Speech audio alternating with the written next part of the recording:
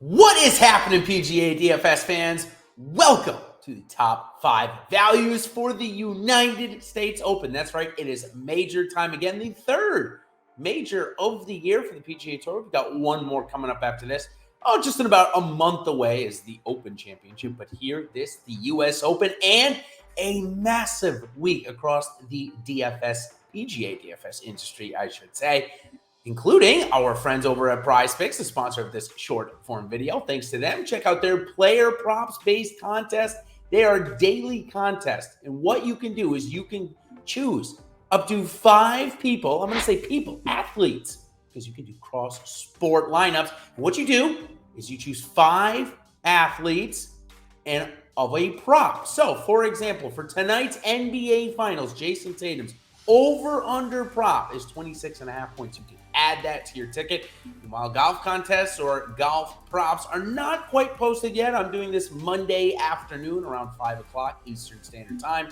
Expect them to come out in the next 12 hours. And again, you can add in other sports. It's such a great feature. Use promo code Awesemo to get $100 first match on your deposits. Again, there's no sharks, no optimizers, just you and your ability to pick the correct prop. So let's now jump into our top 5 values here this week. Of course, make sure you're liking and subscribing to our YouTube channel here, as you're going to get notified when these do come live. And we're going to start off down the bottom of the board to Nick Hardy. Nick Hardy is coming in as the best value according to our Awesemo PGA DFS rankings this week as the best value below 7,000.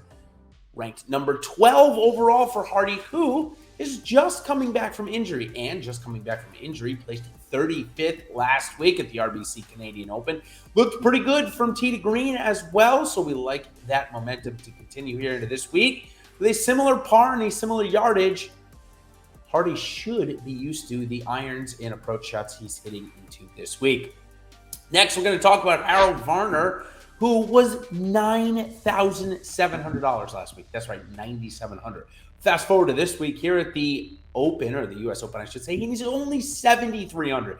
That gives him the 7th best value on the board according to our projections.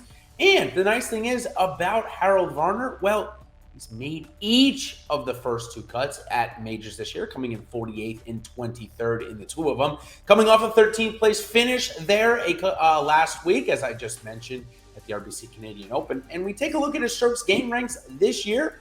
Well, it's pretty solid. 137th off the tee, 43rd on the approach, 15th around the green, and 85th putting for Harold Varner, who is having a stellar season here this year. All right, third value that we're going to talk about is the projected best value on the board, and it is no secret as to why. We're talking about Sungjae Im, and it's because of his price. He's priced at $7,600, the cheapest price we've seen for Sungjae Im all season. He's coming off 10th place finish a couple of weeks ago at the Memorial, so things certainly seem to be moving in the right direction.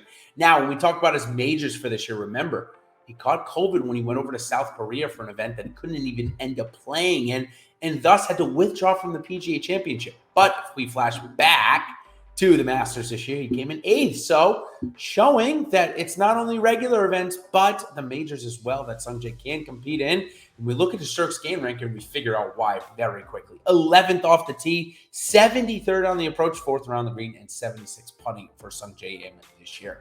All right, moving up the board a bit, we find Tony Finau coming in off of some fantastic form. Funny enough, he actually didn't have good form in either of the 2 majors heading into it, but still was able to make the cut. Came in 30th at the PGA Championship and 35th at the Masters. So 2 for 2 and made cuts, and now the upside has returned.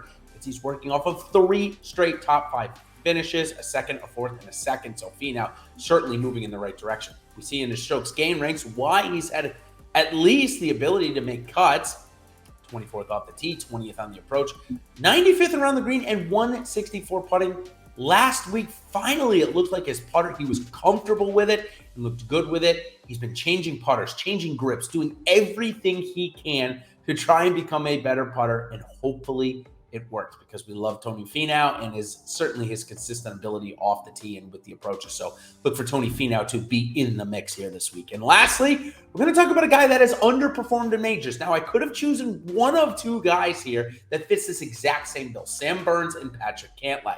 Now for Cantlay has been on a terrible form, but we're going to stick with Burns, coming in at 8,300 this week, number 2 value on the Awesemo value rank, I should say. And finally did end up coming in the top 20 of his first major championship last time out at Southern Hills, where he came in 20th, showing us that maybe he's starting to get how to play in majors. Certainly we know him. He knows how to play in regular tour events. He picked up another win a couple of weeks ago at the Charles Schwab and was in the mix last week at the RBC Canadian Open, where he came in 4th. So the form is just fantastic and really hard to ignore. We look at his strokes gain rank, why he's getting it done this season. Was ranked in the top 64 in all categories, and he's in the top 20 of both strokes gain putting and strokes gain on the approach. That is a dynamic duo for somebody that hits the ball as far as Burns does off the tee. So look for him to come here and compete this week, his first time in a major. So that is going to do it for the top 5 values. Of course, if you're looking for a couple more plays and maybe some plays to mix in